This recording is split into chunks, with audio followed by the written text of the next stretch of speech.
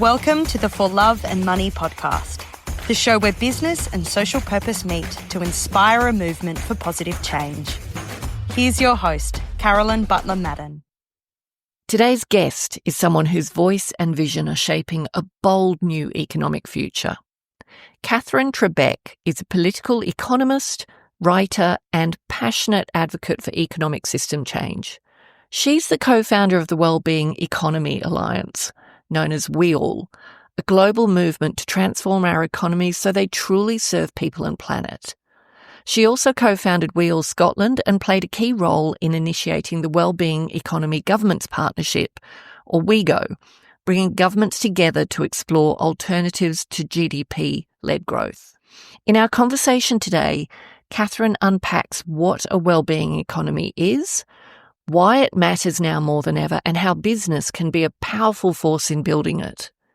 We also talk about the rise of far-right populism, the ripple effects of economic disempowerment, and what gives her hope for the future. This episode is thoughtful, deeply human, and quietly revolutionary.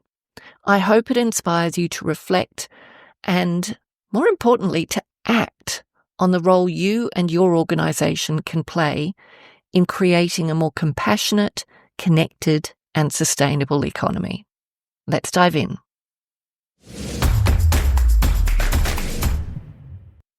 Katherine, welcome to the For Love and Money podcast. Thank you so much for joining us. I've been looking forward to this conversation hugely. Oh, thank you. I'm delighted to be here since we sort of first met many, many years ago when I was living in Scotland and you had zoomed into a conversation, I think at sort of 2 a.m., 3 a.m. in the morning. So it's great to pick up from that. Yeah, absolutely. It's something like 7 years on, but there you go. I've followed your journey along the way. So I'll kick off with the question I asked. This is the For Love and Money podcast. So the big question is, what's your view? Is there a role for love in business? Absolutely. Yeah. I think if it's love of creativity, love of collaboration, love of working together, often love of place. So many enterprises are about serving their place, their local community, love of service, but perhaps not love of money for its own sake, but creating a viable business as a mechanism for other things. And if love is at the heart of those other things, then yeah, I think definitely. Have you ever had anyone who says no to that? Interesting. Well, no, I had someone who said, well, I don't know about that. He was American. Okay. And he was a real character. It was the founder of the creator of Dave's Killer Bread. Okay. So he had a background of being, in the prison system 4 times and all of this sort of stuff. And he was like, well, yeah, I don't know. I think that's a bridge too far. And then as the interview unfolded, things that he was saying, it was just love, love, love. And I'm like, hey, Dave. Yeah. Hello. I got you.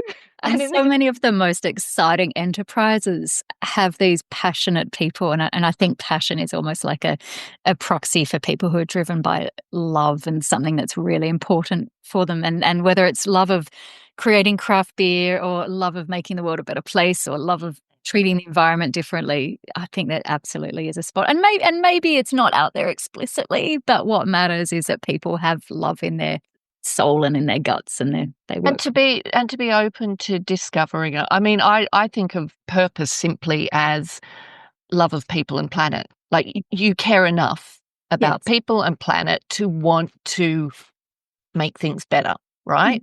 Yeah. And I just think we have been so preconditioned to being professional, which means leaving emotions behind. I don't know. I think it's intuitive. We are connected. So of course we're going to care about each other. And the macro version of that is that we see society and the economy as separate things. And yet, of course, they're so interconnected. The same way people don't go to work and suddenly shed all their principles and their passion and their ethics and their concerns for their family. And so I think those, as you say, these artificial, the way we've been conditioned into seeing these artificial barriers probably is partly how we've got ourselves in the strife our planet faces at the moment, because we've 100%. false binaries and we've stopped being able to see over into the other sphere. And it's only when you stop and actually take time to discuss it with an open mind, like, the economy is supposed to serve society's needs, not the other way around. So, yes, anyway, I know this is going to be an interesting chat, but I want you to share a little bit about your background for our listeners. So you've had a really rich journey across academia, policy, activism. Can you share a little bit about your background and some of the key moments that have brought you to where you are today? I love that you've ended with those words, because there's one of my favourite Scottish phrases is "your feet will bring you to where your heart is." And so my confession is I don't think I've ever been very deliberate about a career. I don't think I've ever been very strategic. I've just followed where things sound interesting and feel important, and where I can work with people I'm proud of. That to me actually is one of the ultimate privileges, and to be able to do work that aligns to your values. I mean, I feel that's one of the most incredible privileges on the planet. How fortunate to be able to get up and make a living by working on activities that you care about and love, and then work with cool people doing so. So yes, my little crazy, funny, weird journey, I did a PhD many, many years ago when I was working as a very, very young person at Rio Tinto. And I was really interested at the time in how Rio was grappling with its relations with Aboriginal communities around its mine site. And that really just helped me see how incredible, passionate individuals could mobilize the operating environment to bring about, at the time, this was in the 90s, extraordinary positive impact, and often where government was pretty absent. At the time, the company was going a lot further than what government was prepared to do. That is one of the many rabbit warrens you and I could go down this afternoon. Back there. Because then what I did is, for no career orientation move at all, but just because I fell in love with Scotland, I moved to Glasgow and picked up a job at a university, and then worked for a social enterprise for a while. And then I spent about 10 years almost in different ways working with Oxfam in different policy roles, facing Scotland, facing UK, and then part of the global research team. And what was extraordinary moving to Glasgow, Glasgow, many of your listeners might know, used to be the second biggest city of the British Empire. And now when you land into Glasgow Airport, one of the first signs that meets you is "Welcome to Scotland's biggest shopping destination." And that is a microcosm of the incredible economic transformation that city has gone through. And the recent years of sort of deindustrialization, people and communities having the economic guts pulled out from underneath them, and the loss of identity that goes with that. And then this emergence of a hyper-consumerist culture where it's all about drinking cosmopolitans in trendy bars and wearing the right clothing. And that has had a very, very real impact on people's lives. And there's research that I found incredibly compelling that really caused me to look at the macroeconomic system, was research that highlighted the extraordinary health inequalities and life expectancy inequalities, even within Glasgow itself. So my first job was at the university, and I'm a Canberran, so I have a very low commuting threshold. So I lived in that part of the town. West end of the city. So I wanted to be able to walk to my job at the uni. And then just the far side to the east of the city, you're talking a gap of life expectancy of about 14 years between where I lived and where just that's other significant. side. Yeah, and it got worse and worse the further east you went. And when I joined Oxfam, it was about the time of the Haiti earthquake, and people know Haiti as a what's often described as a failed state or a fragile state. At the time, the life expectancy in Haiti was about 64. There were parts of Glasgow where the life expectancy was 54. Wow. And this sort of just prompted all these questions around, what is it about the way the economy is operating, who is winning and who's losing out of the economy, how it's constraining or enabling choices for different people, how we think about economic success, all those different questions swirling around. And a lot of that really fed my sense of questioning the economic model. And then my time with Oxfam. Of course, Oxfam's an organisation that works on global justice. Mm-hmm. And I saw that the way a lot of progress that had been achieved in terms of development and poverty reduction was being put at risk because of the environmental challenges, and the way countries like the UK were, in a way, eating up more than their fair share of ecological room, which was implicitly saying inequalities are going to remain baked into the global system. And so that caused me to really look at the economic models of places like the UK, US, and Australia, because that's the belly of the beast. And often their economic systems are often, held up as the model for everyone else to follow. And yet here I was in Glasgow, where things weren't going well for so many people, despite being in this country that in GDP terms was the 6th richest country in the world. So all these questions were swirling around.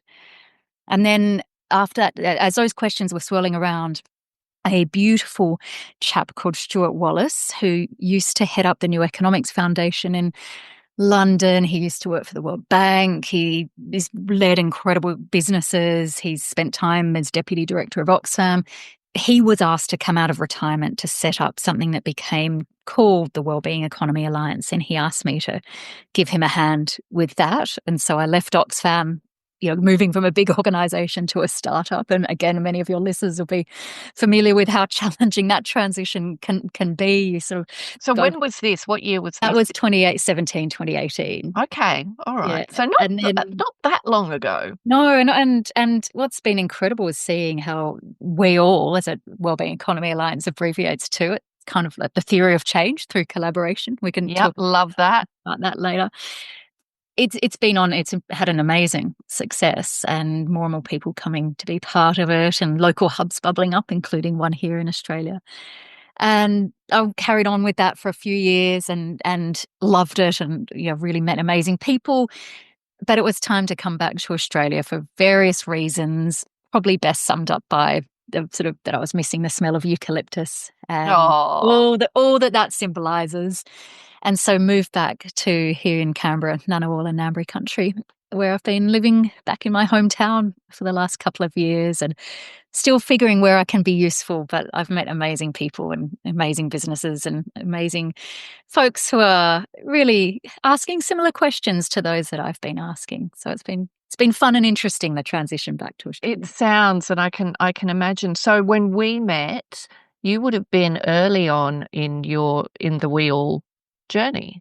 Yes, I suspect it was during COVID, and so I was sort of transitioning out of WEAll at the time, but still very related, and the work still is that I do now in all its sort of diversity is united by this question of how can we create an economy that's better for people and planet. And I still have a little connection to Scotland, which is lovely, through the University of Edinburgh, where I'm something called, and I think this is the best job title ever, writer at large.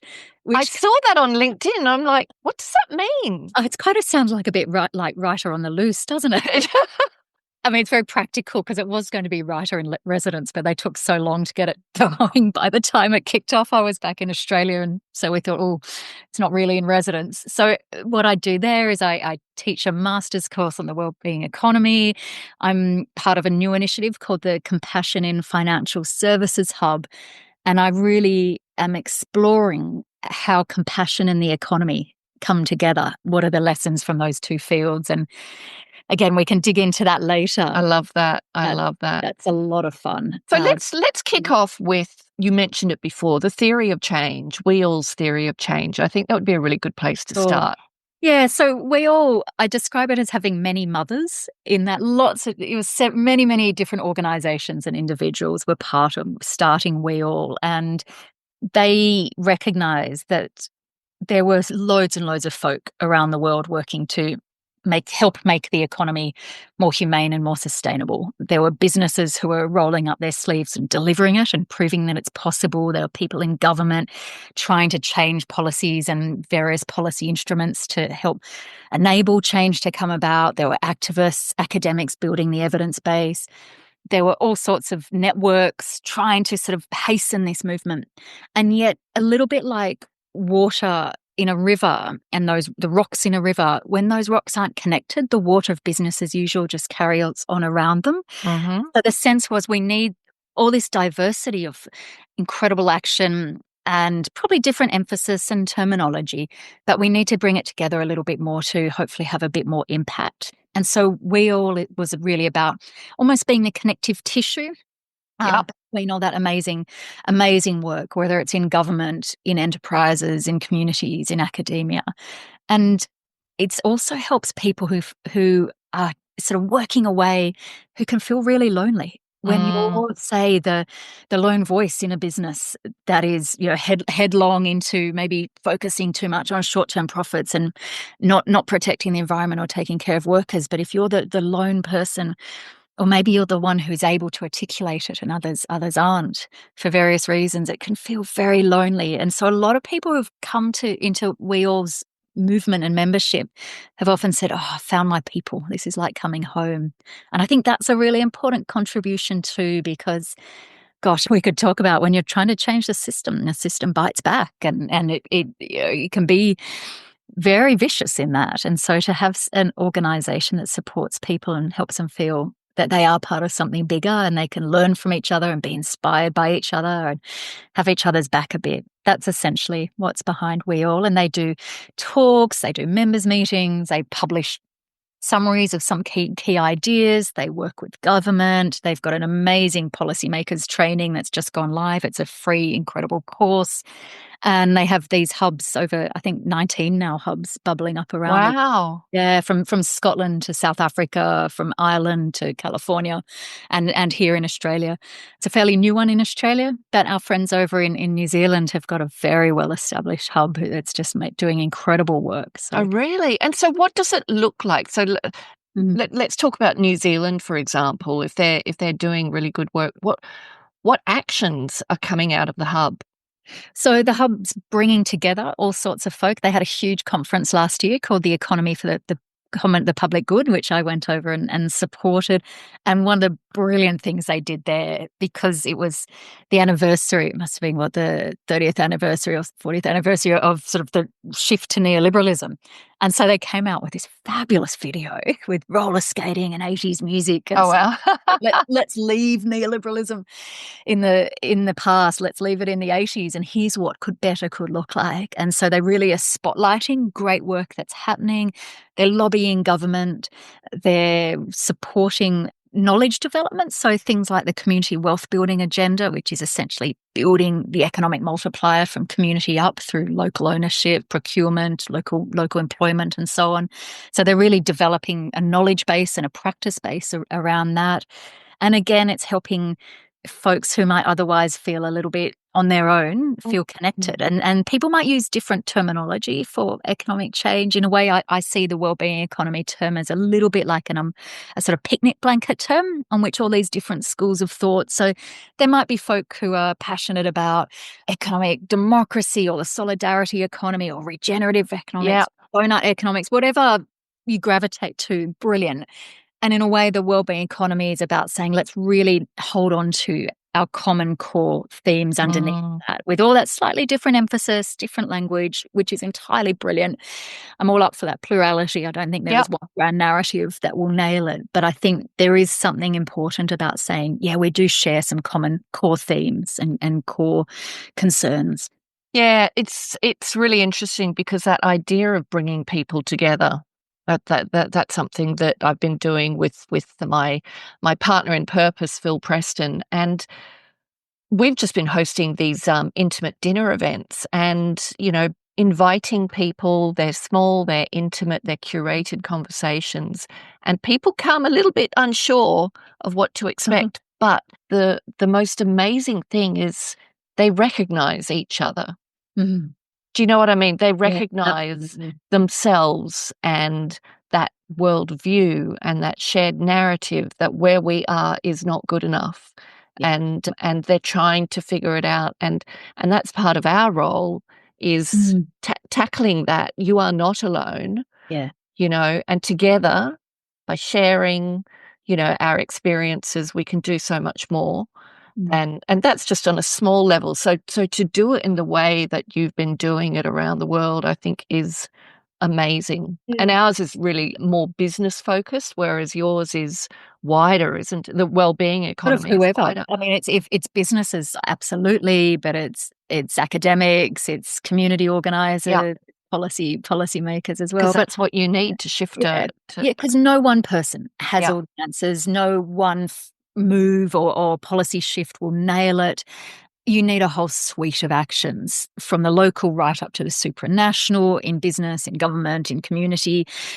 So everyone, I think, is part of this. There's a beautiful, when we're speaking of New Zealand, there's a beautiful Maori phrase, which translated to English means, if everyone plays their part, the job will be done. And I think that's really critical. And I won't pretend that it's easy.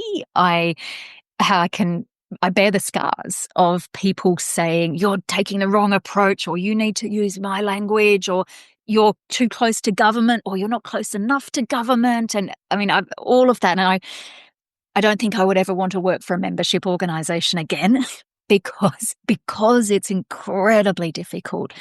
But the flip side of that is just meeting the most extraordinary people who, in really diverse locations, share this passion for that. There's almost sharing this sense that we can dare to imagine an economy that's better for people and planet, and that kind of counters all the struggle and the frustration and tears at night and so on sometimes. And I imagine it would be in a membership organisation. It would you would have to deal with a lot of judgment because people care deeply about this. Oh yes. It's not something that they can just, let go. Yeah. So by definition. And people are giving up a lot to work on this. I mean, I think this is not the easy option for folk to try to change the system and figure out their place in changing the way things are done, to challenge received wisdom. It's really difficult. Yeah. And so the easy option is kind of to go along with those waters of business as usual that I mentioned earlier. Yeah. What's harder is standing in the middle of that stream and saying, actually, we need to do things profoundly differently. I'm not trying to paint myself as a hero here at all, but what I'm trying to paint as a hero, I guess, is the movement, not myself as an individual. No, I understand that. So what does a wellbeing economy look like? Yeah, at its most basic, and it's your words that you used earlier, it's an economy that serves people rather than the other way around. I think we've got a ton of evidence today that the current economic system is not taking care of enough people. We see wealth going to those who have already got it, similar sort of cohort of folks whose consumption patterns, investment decisions are responsible for a lot of the environmental damage. There's huge inequality in terms of who's treading most heavily on the planet. And so we see, I'd say, Mother Nature being pushed towards breaking point, and we see examples of that every day in our news or in our neighbourhoods. And we see people feeling that they don't have control over their lives, feeling a sense of despair, atomization, loneliness. And then we see them reaching for coping mechanisms at the sort of metaphorical pillbox and all that metaphor conjures up, but also at the ballot box with the rise of, I mean, let's be honest, fascists in certain parliaments around the world. And so if you take that as almost the problem statement that the current system is not working for enough people and it's pushing the planet beyond a safe place, the wellbeing economy is about not just patching up, important though that is, it's about saying we have to really transform the way the economy operates. And when I say the economy, because there's lots of different sort of understandings of the economy, and its most beautiful definition is going back to the Greek word of household management. And then you think of the household as the planet, that wider society, future generations, and you think of management, but also about taking care of the resources. So that big expansive idea of economy. And you think around, okay, there's different ways we do that, different ways we provide for each other. But I often think what's really important is things like the nature of businesses, what we tax, how we measure success. Often it's defaulted into gross domestic product with all the perverse incentives there. really the nature of jobs, how we produce and consume. So there's a hell of a lot of changes required. And if people were just to sort of think about, well, what would a good, healthy neighborhood look like? What would I often use the example of, a context where the number of girls riding their bikes to school is going up. So what's going on there? Parents have enough money. The streets are safe. There's local services. People are, parents are able to afford breakfast for their schools and for their daughters and so on.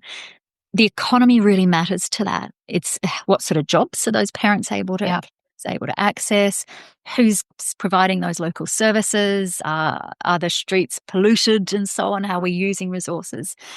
And so think about all the different changes that are needed. And it's a bit like a 1,000-piece jigsaw puzzle, but you can cluster like you do when you're doing a jigsaw puzzle. You start with the corners, so you can loosely cluster all those changes into what I call the 4 Ps of the economy in practice. And I'll rattle through these fairly quickly because you've got so many great questions to carry on talking about. But the 4 Ps are purpose, prevention, predistribution, and people-powered. And so purpose is really, to be honest, getting our heads around the difference between means and ends and seeing the economy and growth not as a goal in its own right, but as a possible means to get to the ends we're really wanting. So it means we don't think about just faster quarterly increases in GDP, but we have a slightly more qualitative conversation around, okay, what do we need more of?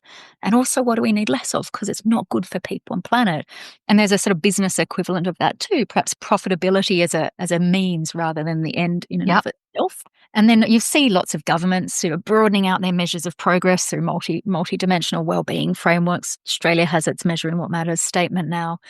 The next corner is prevention. And this is really saying, if we're really honest with looking at a lot of government spending, it's downstream, after the fact, healing, repairing, cleaning up.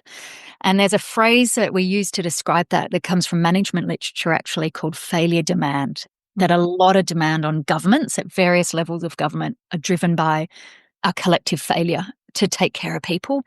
Ecological economists will talk about defensive expenditure, and you only have to think about, we've had Cyclone Alfred here last month.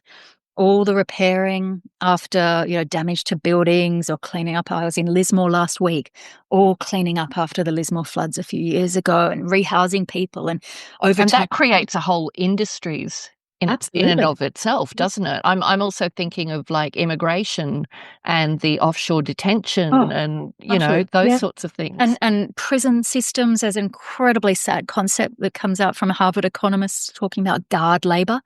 And in places in the US, there are cities where more people are employed in guard labor, so security guards in prison systems and building munitions, than there are employed as teachers.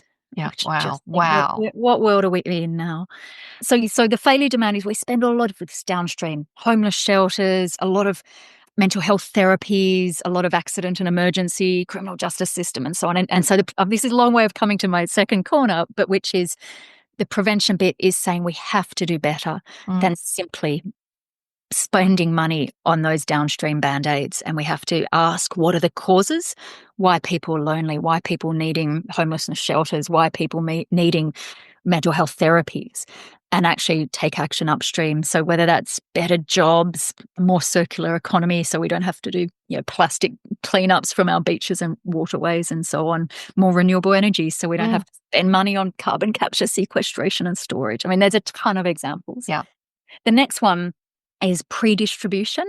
And that's essentially saying, well, of course, governments work through redistribution to reduce the gap between rich and poor is important through taxes and transfers and so on. But one that takes a lot of political argy-bargy, and we know in Australia that's pretty problematic.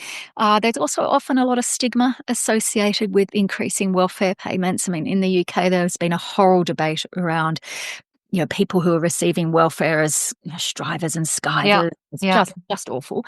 And in Australia, the government reduces the gap between rich and poor by about a third, which to me feels like quite a heavy lift. And so redistribution is saying, well, how can we get the market to do more of the heavy lifting? How can it generate a better balance of resources from the beginning? And so things you'd expect to see in this corner of the jigsaw puzzle would be things like maybe worker-owned businesses, of which there's a huge number, or community-owned businesses. I mean, as I said, I was up in Northern Rivers last week, and you have an amazing number of agriculture cooperatives where they're keeping money circulating locally. Community wealth building agenda, which I mentioned earlier, another great example of pre-distribution, but also getting the prices right for our goods and services.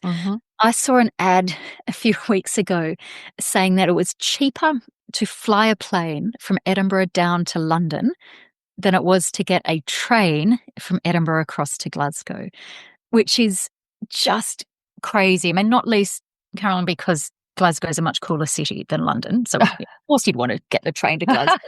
But really seriously, I mean, it just shows that that's completely externalized the environmental impact of that plane flight. And so you get these misleading price signals. And so we need to much better align how we price goods and pay people decent wages and incorporate that in the prices. And that must link to competitive competition in industries as well, surely. Oh, yes, because a lot of, the sort of, I guess, cowboys, we might call them, are sort of staying in success because they're artificially cheap on the back of externalizing. And just as a footnote, the IMF has done some really interesting research over many years. They've been tracking what they call subsidies, the implicit and explicit subsidies of the fossil fuel sector. And they say, okay, explicit subsidies are the obvious ones, but they say have a look at implicit subsidies, essentially costs imposed on a third party. So a community downstream that's having to pay cleaning up a polluted river, or a local government that's having to pay increased money into its hospital system because of increased asthma, because of cars and so on. And the IMF is saying that implicit subsidies massively outweigh the explicit ones, and they've been tallying it up over many years. And one of the most recent figures was saying this adds up to $7 trillion a year, about 7% of GDP globally. Wow. So I mean, when you're talking about competitiveness, and I mean, are these firms really viable if they're having to impose all of these costs on third parties? Yeah, so that's part of the pre-distribution piece, is really saying, what's properly, what's a real successful business look like? Not one that doesn't pay a lot of its costs. And then the final corner of this jigsaw puzzle, and I can't believe I told you I'd give you a short answer. No, this is great. This is great. The final piece is people-powered. And I think a lot of your listeners will recognize that if people don't feel in control of decisions that impact them, even if it might ultimately benefit them for whatever, when people feel that they're being done to, they quite understandably dig their heels in. And so this is about helping people feel they're participating and leading the decisions, whether that's things like citizens' assemblies or participatory budgeting, or really making the idea of the just transition real and robust and tangible and authentic by having communities design what a economy that's beyond carbon, for example, look like. And one of the organisations I work with here in Australia works with places like Gladstone and Mount Isa and Latrobe Valley to help them imagine what's over the horizon of their coal-fired power plant, for example, and doing that with communities so they feel in control. And so that's people power. And is that not, I mean, I've often wondered, isn't that what government should be doing? Yeah, and a lot of times government supports those processes, but sometimes government, for various reasons, might not necessarily be trusted in these communities. Yeah, okay.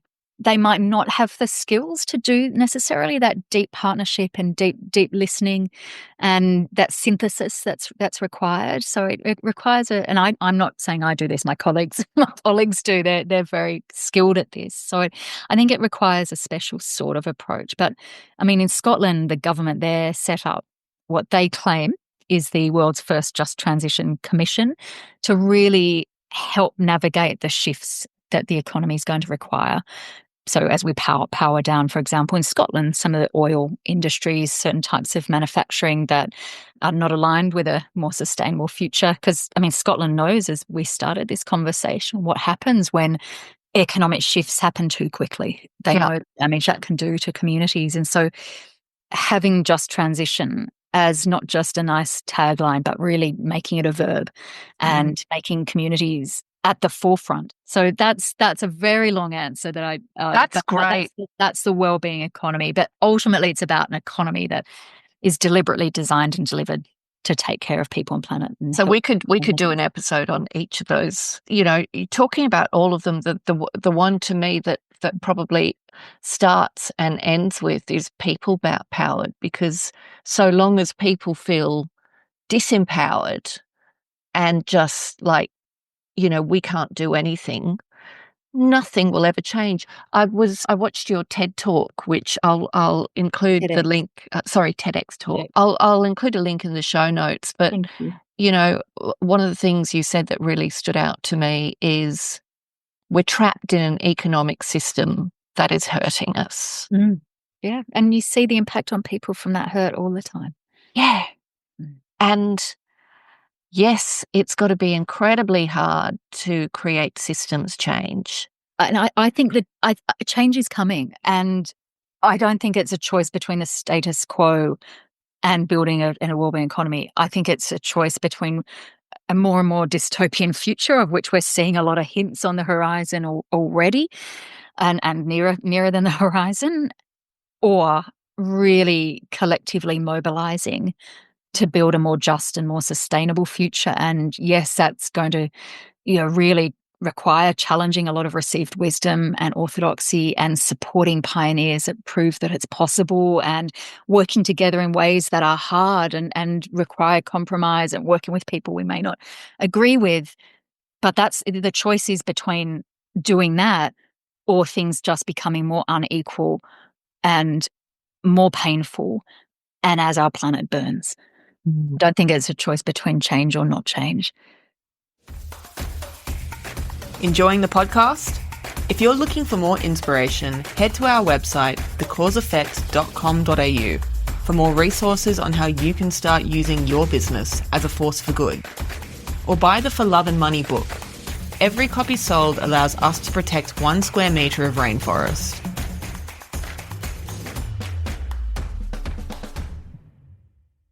Someone I know who was very senior in government and is no longer in government, but is incredibly well read in history and ethics and ancient history. I was talking to him about what's happening, and he said, yeah, this is just part of the cycle. We've been through cycles like this before. We're in the degenerative cycle. And you've got to go through, a society has to go through that in order to be able to, hit the bottom, to actually, it's that idea, isn't it? That, a change only happens when the pain of staying in the same situation outweighs the pain of doing something, the unknown. Indeed, when you're really pushed. I mean, I understand that perspective. And there's a lot of folk in the wellbeing economy movement who are saying, let's just prepare to build from the ashes and start something new once system collapse happens. And I see why they're thinking like that. Personally, knowing how much suffering that transition is going to entail, and I just cannot give up on trying to make things better now quickly and bring about the system change in a more considered way, rather than just saying, right, hands back, let it all go to pot, and then we'll be there to build back. I see why people think like that. I just can't go there myself. Yeah. And I certainly didn't get that sense of don't bother with anything. Yeah. And I think people who are involved in this sort of movement of change, they can't sit on their hands anyway. We can't sit on our hands. And you can see shift happening. You can see, it's a ripple effect, isn't it? You see it happening in one small area, and the ripple effect, and that sense of, you said there are so many stories. I share stories of, businesses that it just wakes people up out of their stupor. Yeah. And they go, oh my God, I want some of that.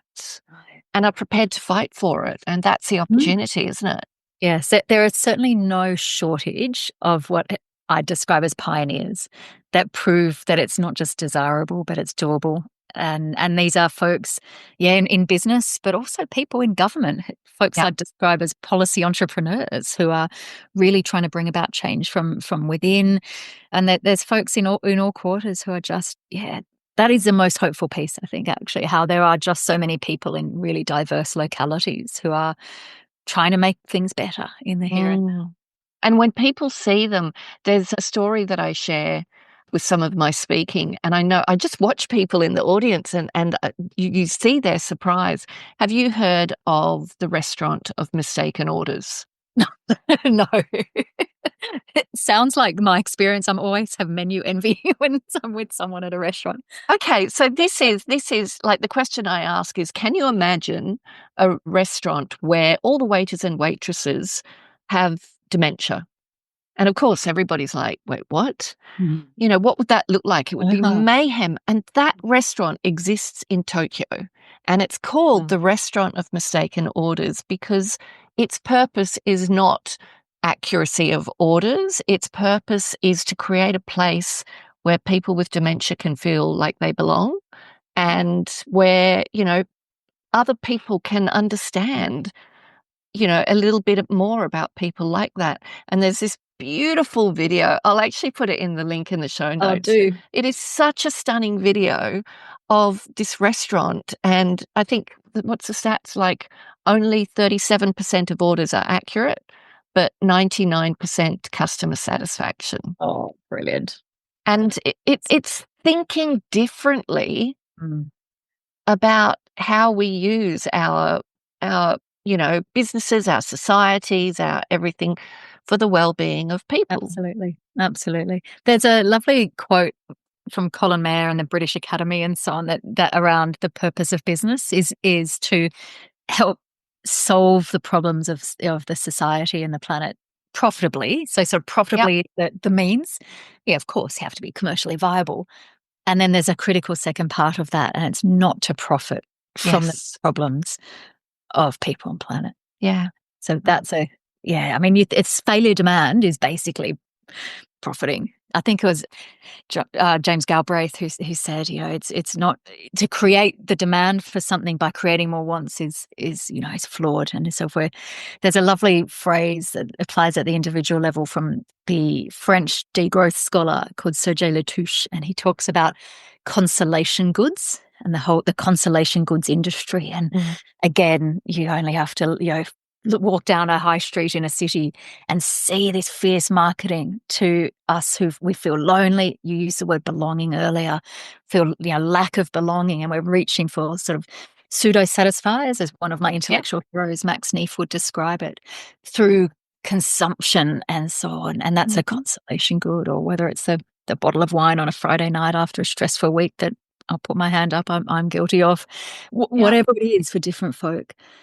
The drugs to treat depression and all of that sort of thing. It goes back to what you talked about, the failure demand. Indeed.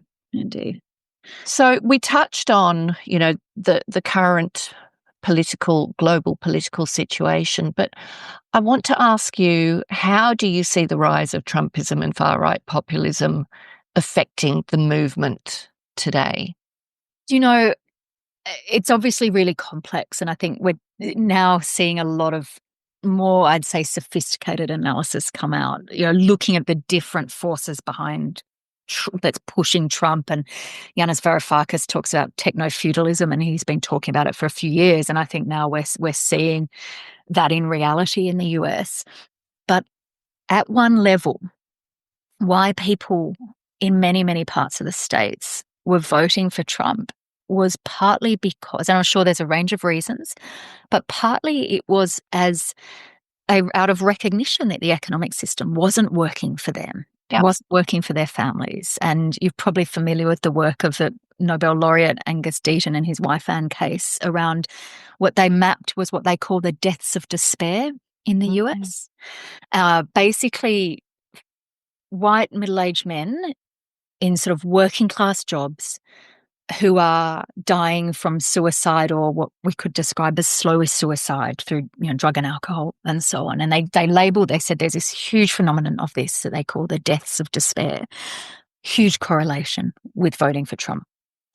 And I think we can look at that and recognise that these are communities like the communities I worked with in Glasgow, where their sort of economic guts have been ripped out, and we haven't had that sense of belonging enabled through other mechanisms. And so people feeling and rationally seeing their livelihoods going down and the prospects for their kids not looking any brighter at all.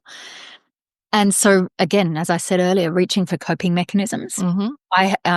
I think you and I could agree that Trump is not likely to make life better for these folks who are voting for him. But what it I think, clearly showed was people recognise the economy is not good enough for them. Yeah. So I think in a way Trump has to galvanise the economic change movement because it just makes it so much more urgent, but it also makes it harder.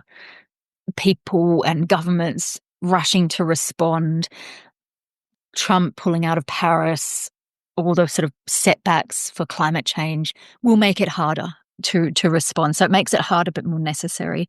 And I think it does underline that cause of we need an economy that truly does work for people rather than the other way around. And often you have people, a phrase I often use is being treated as just-in-time inventory, the same way like any other factor of production. And you can't treat people like that without them becoming pretty alienated and unhappy.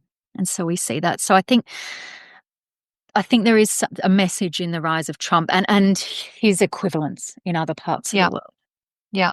It's interesting. There's a book that I read a few years ago called Caste by Isabel Wilkerson. Have you read it? I know of it. Yeah, I haven't read it. It's amazing, and it's helped me understand it.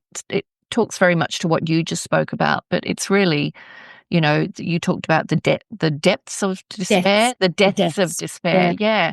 And it's that they have a caste system in the US, and the people who felt they were close to the bottom but not quite there, because there were others, who were there, and then they saw President Obama, first black president, and suddenly they find themselves at what they see as the very bottom, and it's the fear that comes from that. And yeah, I guess. But Katherine, one thing I wonder is what we're seeing happen in the States now and around the world because of it is almost like what we saw happen over COVID. Everyone feels you can't touch our system. Mm-hmm. Yes. And then suddenly. Yeah. So the pandemic suddenly, and we managed to get through it. And it was extraordinary to see the response, the human response to help, right? From businesses, from organizations, just how can we help? What can we do? And then we lost the momentum of that. That was such a sliding doors moment, and we lost that momentum. But I don't know, I look at what's happening in America now, and it's like, well, we're seeing this again. Yeah. And so in a way, doesn't it sort of make that possibility? I mean, it does show all bets are off, and that, received wisdom of what government can do or can't do has been, smashed wide open. I mean, I think you did see the good, the bad, and the ugly during COVID, and one perhaps more recent example of the the difference between different business approaches. I was in the UK when Heathrow shut down last month because of the power plant. Oh yes, so it shut for about 24 hours all of a sudden, and guess what? Airport hotels did around Heathrow. They jacked up their prices. Oh no!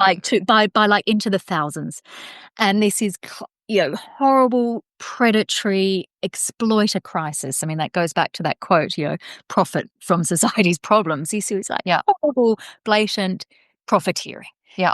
And then the contrast, as we saw during COVID, not all, but a lot of incredible businesses say we're going to be part of something positive. And one of my favourite examples was many Scottish whiskey distilleries said, well, we know how to make alcohol. And so they turned their stills into making alcoholic sanitising hand liquid to get into the NHS. Yeah.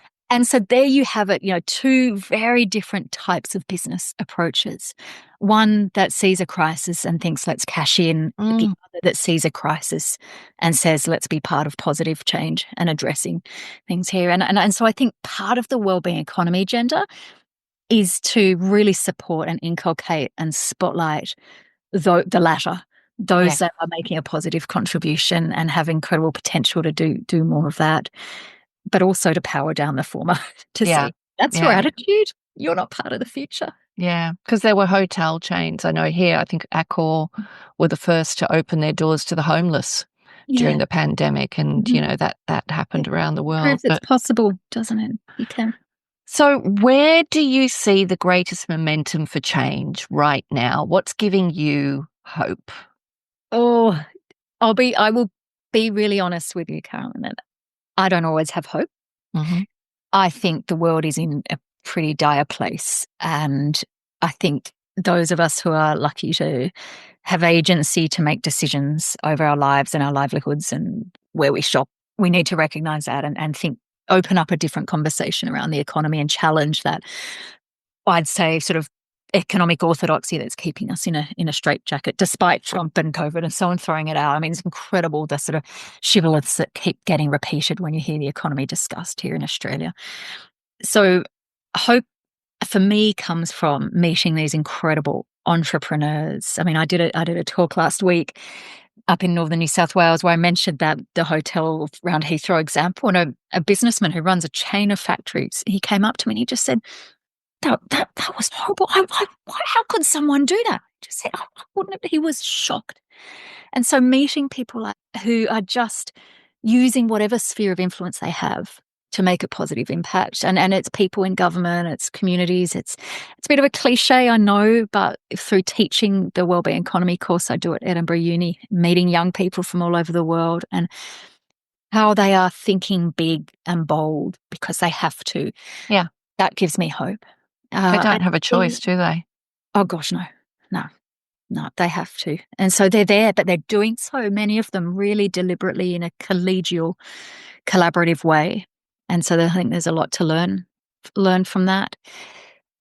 And there are people in government who are making amazing change. So in a couple of months, there's going to be a huge forum, the third of 5 Wellbeing Economy Governments forums in Reykjavik.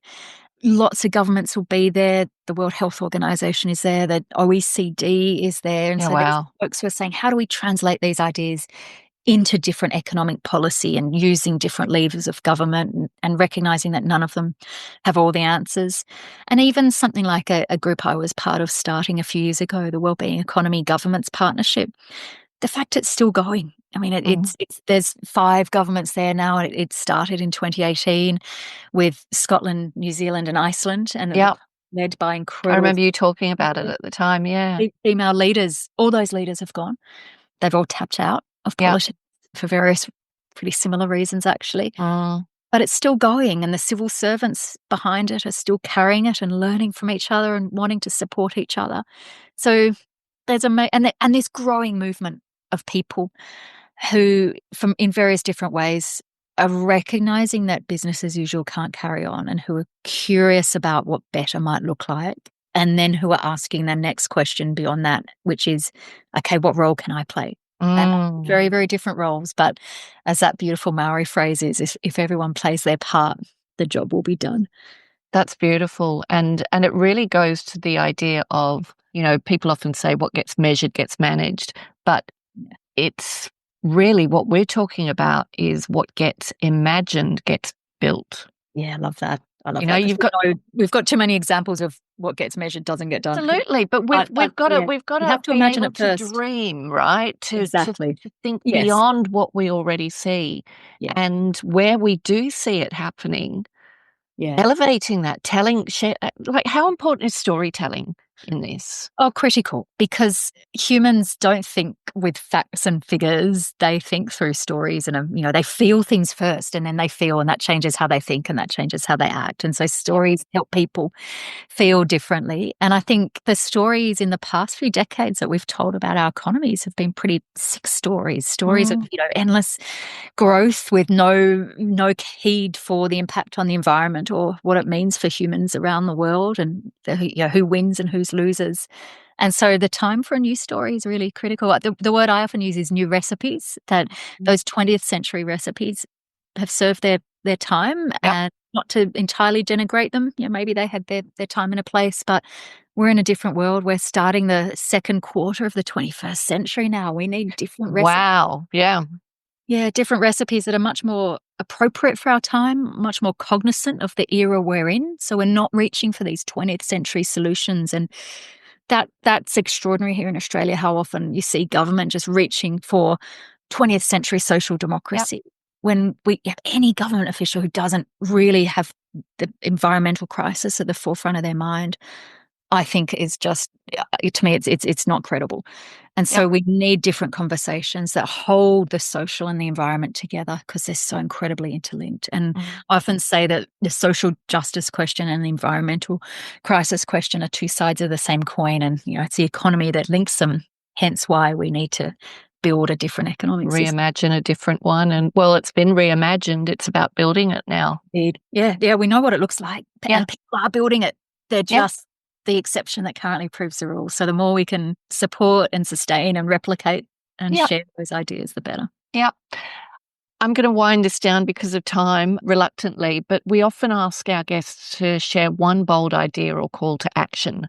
So I'm going to ask you, if you had the ear of CEOs who had influence, but who are actually open, who are actually open to new possibilities.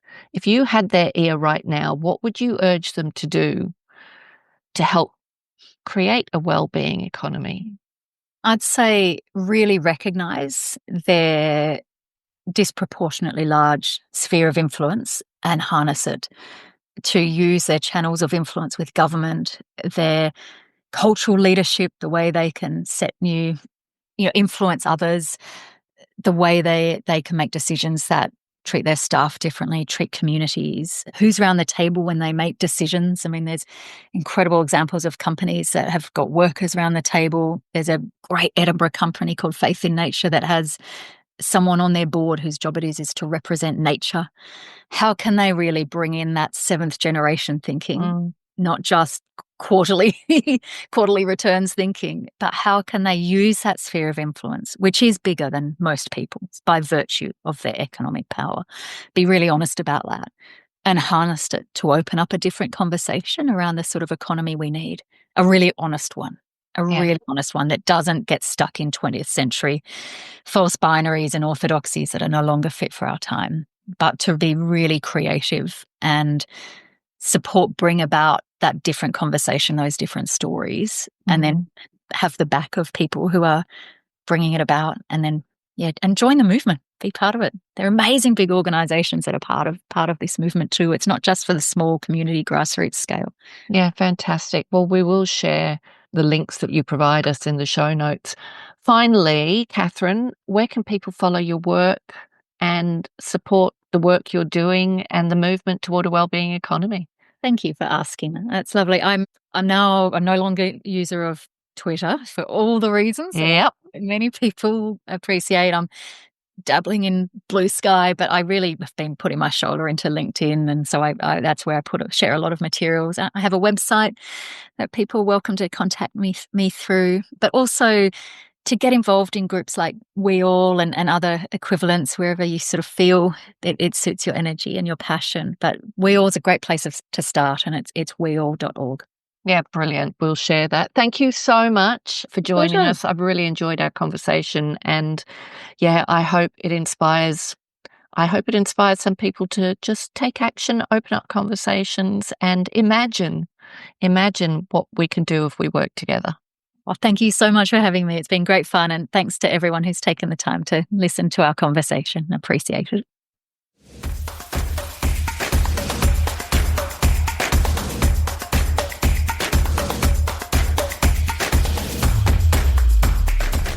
Thanks for listening to this episode of the For Love and Money podcast. If you'd like to take a deeper dive into the purpose movement, visit us at thecauseeffect.com.au. And remember, doing good is good for business. So if you're not doing good, then what are you doing?